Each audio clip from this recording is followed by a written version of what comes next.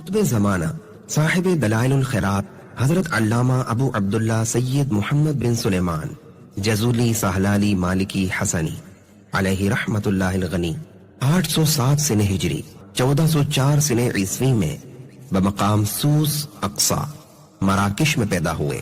آپ رحمت اللہ تعالی علیہ حسنی سعادات میں سے تھے اور بربر قوم کے قبیلہ جزولہ کی شاخ سہلالہ سے تعلق رکھتے تھے۔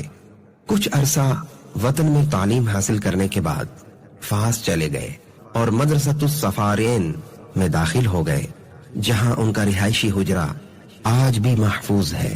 یکتائے زمانہ شیخ ابو عبداللہ محمد بن عبداللہ امغار الصغیر رحمت اللہ تعالی علیہ کے دست اقدس پر بیعت ہوئے اور 14 سال تک خلوت یعنی تنہائی اختیار کر کے عبادت و ریاضت میں مصروف رہے۔ مقام آصفی میں خلق خدا کی رہنمائی اور مریدین کی تربیت کا کام شروع کیا۔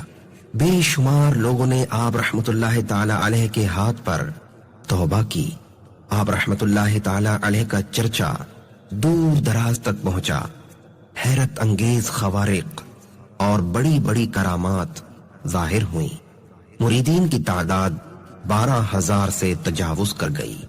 دعوت دین اور رشد و ہدایت کے لیے اپنے خلفاء کو مختلف شہروں میں بھیجتے تھے، جو اپنے مریدین اور معتقدین کے ہمراہ جگہ جگہ تشریف لے جاتے اور لوگوں کو اللہ عز و جل کی عبادت و اطاعت اور ذکر الہی کی دعوت دیتے۔ 16 ربیع الاول 870 سنہ ہجری کو آفرغال میں زہر کے اثر سے صبح کی پہلی رکعت کے دوسرے سجدے میں یا دوسری رکعت کے پہلے سجدے میں قطب زمانہ صاحب دلائل الخیرات حضرت علامہ ابو عبداللہ سید محمد بن سلیمان جزولی سہلالی مالکی حسنی علیہ رحمت اللہ الغنی کا وصال ہوا۔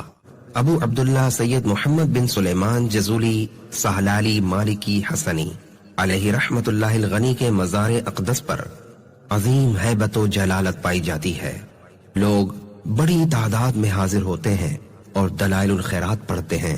حضور نبی کریم صلی اللہ تعالی علیہ وآلہ وسلم کی بارگاہ میں بکثرت درود و سلام پیش کرنے کی برکت سے آپ رحمت اللہ تعالی علیہ کی قبر انور سے کستوری کی خوشبو آتی ہے۔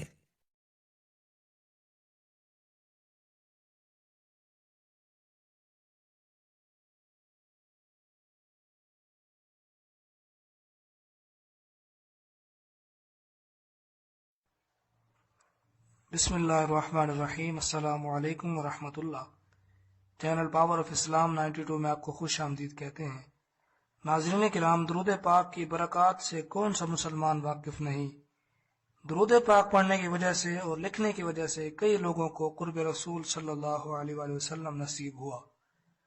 ان میں سے ایک ایسا تابندہ اور روشن نام حضرت ابو عبداللہ محمد بن سلیمان الجزولی رحمۃ اللہ علیہ کا ہے، جن کی وجہ شہرت ہی درود شریف ہے۔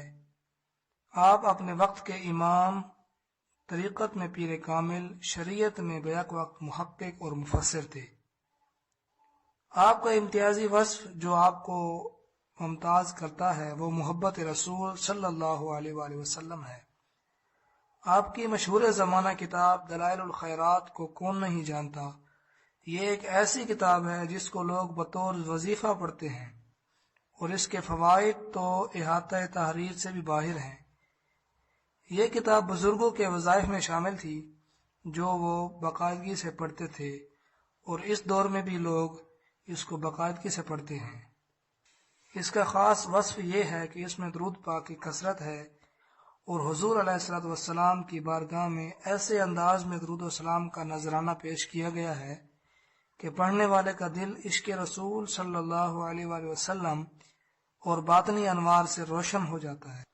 اس کتاب کو لکھنے کا سبب کچھ یوں بنا کہ حضرت امام جزولی رحمت اللہ علیہ ایک مرتبہ کہیں تشریف لے جا رہے تھے۔ راستے میں آپ کو وضو کی حاجت ہوئی۔ کنواں مل تو گیا لیکن اس کا پانی بہت نیچے تھا اور نکالنے کے لیے ڈول رسی بھی نہیں تھی۔ اسی سوچ میں تھے کہ قریب ہی مکان کی چھت پر ایک بچی نے آواز دی، آپ اس کی طرف متوجہ ہوئے تو اس نے کہا کہ آپ ہی محمد بن سلیمان جزولی ہیں جن کی شہرت کے چرچے ہیں، لیکن ایک کنویں سے پانی نہیں لے سکتے۔ یہ کہہ کر اس لڑکی نے پانی میں تھوک دیا۔ جیسے ہی اس بچی نے تھوکا، پانی فوراً اوپر آنا شروع ہو گیا۔ آپ نے وضو کیا اور وضو کے بعد اس بچی سے اللہ کا واسطہ دے کر پوچھا کہ تجھے یہ مقام کس عمل سے حاصل ہوا؟ اس بچی نے کہا کہ میں درود شریف کی کثرت کرتی ہوں، جس کی وجہ سے یہ سارا کمال مجھے حاصل ہوا ہے۔ حضرت امام جزولی رحمۃ اللہ علیہ نے اسی جگہ یہ عہد کیا کہ میں بھی درود پاک پر ایک کتاب لکھوں گا۔ چنانچہ آپ نے دلائل الخیرات تصنیف فرمائی اور یہ کتاب بارگاہ رسالت صلی اللہ علیہ وسلم میں بے حد مقبول ہوئی اور پوری دنیا میں اس کے چرچے ہیں۔ حضرت امام جزولی رحمۃ اللہ علیہ کے علم و فضل، تقوی و کمال، شہرت و عزت کو دیکھ کر کچھ لوگ آپ سے حسد کرنے لگے اور آپ کو شہید کرنے کے منصوبے بنانے لگے۔ بالآخر آپ کو زہر دے کر شہید کیا گیا۔ آپ کی روح مبارک اس وقت جدا ہوئی جب آپ فجر کی نماز ادا فرما رہے تھے اور عین سجدہ کی حالت میں آپ اللہ تعالیٰ سے جا ملے۔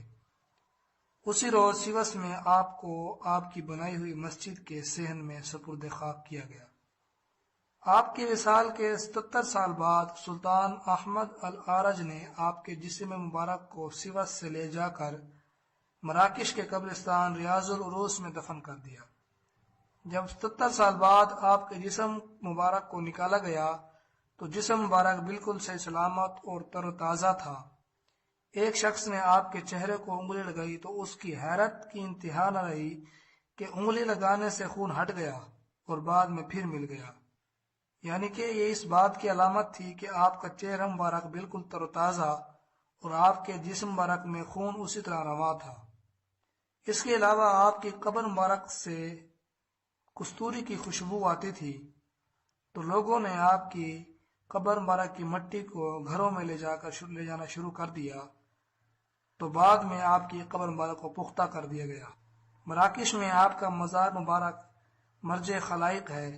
اللہ تعالی ہمیں بزرگان دین کی محبت عطا فرمائے۔